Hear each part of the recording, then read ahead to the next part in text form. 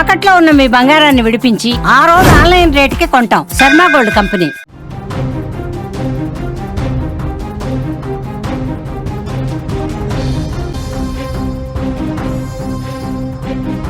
Breaking news చూస్తున్నాం. Trump Putin భేటీ ముగిసింది. Alaska వేదికగా 2.5 గంటల పాటు సమావేశం జరిగింది. ఎలాంటి ఒప్పందం లేకుండానే ఈ సమావేశం ముగిసింది. ట్రంప్ మాట వినలేదు పుతిన్. యుద్ధం ఆపేందుకు ఇంకా అంగీకారం తెలపలేదు పుతిన్. ట్రంప్ ముందు పలు డిమాండ్లు కూడా పెట్టిన సమాచారం ఉంది. సమావేశం తర్వాత ట్రంప్ కొన్ని కీలకమైన వ్యాఖ్యలు చేశాడు. డీల్ పూర్తి కావడంపై జెలెన్స్కీ ఇక ఆయన చేతుల్లోనే ఉంది అంటూ ఆయన కామెంట్ చేశారు. పుతిన్తో చర్చించే అంశాలను బయటకు చెప్పలేదు ట్రంప్. రష్యా చమురు సుంకాల మీద కూడా స్పందించారు డొనాల్డ్ ట్రంప్. సుంకాలపై పునరాలోచన చేస్తానని కూడా ఆయన వెల్లడించినటువంటి పరిస్థితి ఉంది.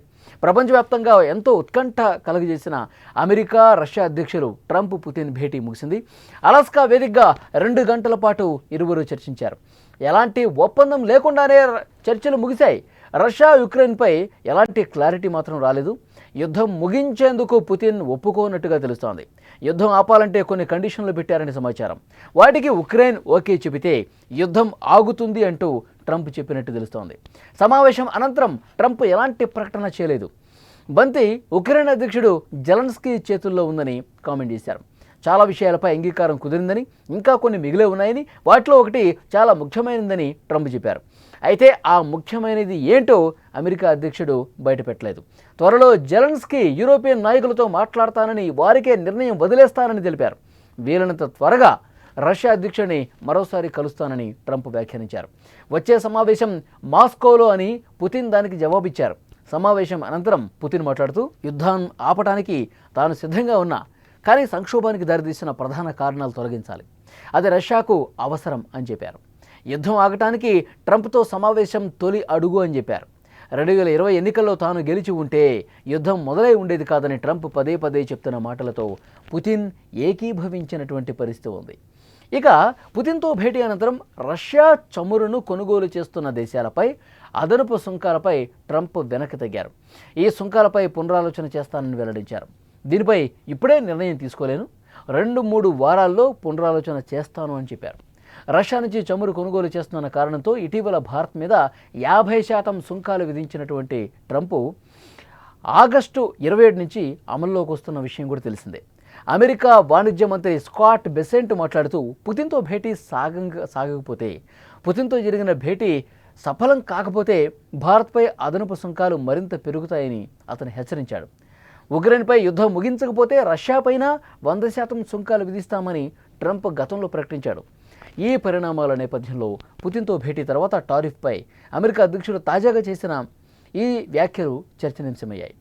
రష్యాతో పాటు మాస్కో చమురు కొంటున్నటువంటి దేశాల మీద కూడా సుంకాలు ఉండకపోవచ్చని ట్రంప్ తన వ్యాఖ్యలతో చెప్పకనే చెప్పాడు. ట్రంప్ ఏ క్షణం అసలు ఏ విధంగా మాట్లాడతాడు, ట్రంప్ ఏ విధంగా వ్యవహరిస్తాడు, ట్రంప్ ప్రవర్తన ఏ రోజు ఏ విధంగా ఉంటుందో చెప్పడం కష్టమే. మరి ముందు ఈ పరిణామాలు ఏ విధంగా ఉంటాయో చూడాలి. పుతిన్తో భేటీ ఎలాంటి మార్పులను తీసుకొస్తుంది, పుతిన్ కండిషన్లకు జెలెన్స్కీ ఒప్పుకుంటారా, పుతిన్తో భేటీ తర్వాత భారత్పై ట్రంప్ వెనక తగ్గుతాడా లేదా, ఇవన్నీ కూడా ఆసక్తికరమైన విషయాలే, ఎంతో ఉత్కంఠ రాజేసినటువంటి విషయాలే. పుతిన్ నెక్స్ట్ భేటీ మాస్కోలో ఉంటుందని చెప్పారు. అంటే రష్యా రాజధాని మాస్కోలో నెక్స్ట్ మీటింగ్ జరగబోతుందని చెప్పారు. ఇప్పుడు ట్రంప్ చెప్పిన దాని ప్రకారం అంటే నిర్మాణాత్మకమైనటువంటి చర్చలు ఈ భేటీలు జరిగాయి. అయితే ఒప్పందం గురించి ఏ విధమైనటువంటి ఫైనల్ డెసిషన్ ఇంకా జరగలేదు. జెలెన్స్కీతో మాట్లాడిన తర్వాత ఒక క్లారిటీ వస్తుందని చెప్తున్నారు. మరి కొన్ని కీలకమైనటువంటి కండిషన్స్ ఉన్నాయి. ఆ కండిషన్స్కి జెలెన్స్కీ ఎంతవరకు ఒప్పుకుంటారు, ఒప్పుకునే విషయంలో కొంత దాని ఏమంటారు, ఒప్పుకునే విషయంలో జెలెన్స్కీ అంత ఈజీగా ఒప్పుకునే పరిస్థితి కూడా ఉండకపోవచ్చు. అలాంటి కొన్ని కండిషన్స్ ఉన్నాయని చెప్పారు. అయితే ట్రంప్ ఆ కండిషన్స్ ఏంటి, అసలు ఆ భేటీలో చర్చించినటువంటి కీలక అంశాలేంటి ఏమీ వెల్లడించలేదు. కానీ నిర్మాణాత్మకంగా చర్చలు జరిగాయి. చాలా నిజాయితీగా డొనాల్డ్ ట్రంప్ యుద్ధం ఆపడానికి ప్రయత్నం చేస్తున్నారని పుతిన్ కూడా ఒప్పుకున్నటువంటి పరిస్థితి ఉంది. ఇప్పుడు జెలెన్స్కీ ఏదైతే తన భూభాగం గురించి పట్టుదలగా ఉన్నాడో దాన్ని ఇక్కడ రష్యాలో కలిపేసుకునేటువంటి చర్చలు కొన్ని జరిగినట్టుగా తెలుస్తోంది. అది ఎంత మాత్రం కూడా సమంజసం కాదు, ఎంత మాత్రం కూడా దానికి ఒప్పుకునే ప్రసక్తి లేదు. ఉక్రెయిన్ ప్రయోజనాలకు విరుద్ధంగా ఎలాంటి నిర్ణయాలు తీసుకున్నా దాన్ని తీవ్రంగా ప్రతిఘటిస్తామని గతంలో జెలెన్స్కీ చెప్పిన పరిస్థితుంది. మరి అలాంటి కండిషన్స్ ఏమైనా ఉన్నాయా, దీన్ని కూడా చూడాల్సిన అవసరం ఉంది. సో ఫైనల్గా బంత్ అయితే జెలెన్స్కీ కోర్టులో ఉంది. జెలెన్స్కీ యూరోపియన్ నేతలు మరొకసారి భేటీ అయ్యి పుతిన్తో జరిగిన భేటీకి సంబంధించిన చర్చల సారాంశాన్ని అక్కడ పెట్టే అవకాశం ఉంది. సో ఆ తర్వాత మాస్కో వేదికగా మరొక భేటీ జరుగుతుంది.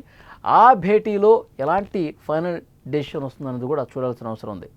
కానీ ఇక్కడ ఈ యుద్ధాన్ని ఆపేందుకు తీవ్రంగా కసరత్తు జరుగుతున్నదన్నమాట వాస్తవం. ఒక యుద్ధాన్ని ఆపాలంటే ఏదో ఒక భేటీలోనూ ఒక డిస్కషన్లోనూ కంప్లీట్ అయ్యేది కాదు. ఇంకా జెలెన్స్కీతో మాట్లాడాలి, మళ్ళీ ఇద్దరిని కూర్చోబెట్టి మాట్లాడే అంశాలు కూడా ఉన్నాయి. అప్పుడు శాంతి ఒప్పందం మీద ఫైనల్గా సంతకాలు చేయాలి అనుకుంటే మాత్రమే అప్పుడు రెండు దేశాల అధ్యక్షులతో భేటీ అయ్యే అవకాశం ఉంటుంది. ఆ రోజు త్వరగా రావాలని చెప్పి కోరుకుంటున్నారు. ఎందుకంటే ఇప్పుడు ఇష్టం వచ్చినట్టుగా ట్రంప్ రష్యాకు మిత్ర దేశాలుగా ఉన్నవాళ్ళు, రష్యా నుంచి చమురుగా ఉన్నవాళ్ళ మీద టారిఫ్లు వేస్తున్నారు. ఈ ఆగస్టు 27 నుంచి 50% టారిఫ్లు అమలయ్యే అవకాశం ఉంది. సో డెఫినెట్గా దీన్ని కూడా పరిగణలోకి తీసుకోవాల్సినటువంటి అవసరం ఉంది. భారత్ కూడా ఎంత త్వరగా ఈ ఒప్పందం కుదిరి, ఈ రెండు దేశాల మధ్య సయోధ్య కుదిరి ఈ యుద్ధానికి ముగింపు పలిగితే బాగుండని చెప్పి కోరుకున్న దేశాల్లో భారత్ కూడా ప్రథమ స్థానంలో ఉంది. సో డెఫినెట్గా ఆ విధమైనటువంటి పరిణామాలు జరగాలి. ఈ భేటీ మీద జెలెన్స్కీ ఏ విధంగా రియాక్ట్ అవుతారు, ఆయన ఈరోజు ఏదో ఒకటి మాట్లాడే అవకాశం కనిపిస్తుంది. ఈ భేటీకి సంబంధించి ఆయన ఏం మాట్లాడతారు అన్నది కూడా చూడాలి.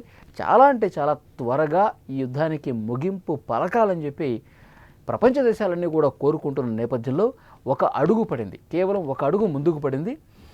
ఇంకా వరుస భేటీలు జరిగి సాధ్యమైనంత త్వరగా ఒక నెల రోజుల వ్యవధిలోనే దీనికి ఎండ్ కార్డ్ పడాలని కోరుకుంటున్నారు. ఆ విధంగా జరగాలని మనం కూడా కోరుకుందాం. Productive meeting. There were many points that we agreed on. Most of them, I would say, a couple of big ones that we haven't quite gotten there, but we've made some headway. So there's no deal until there's a deal.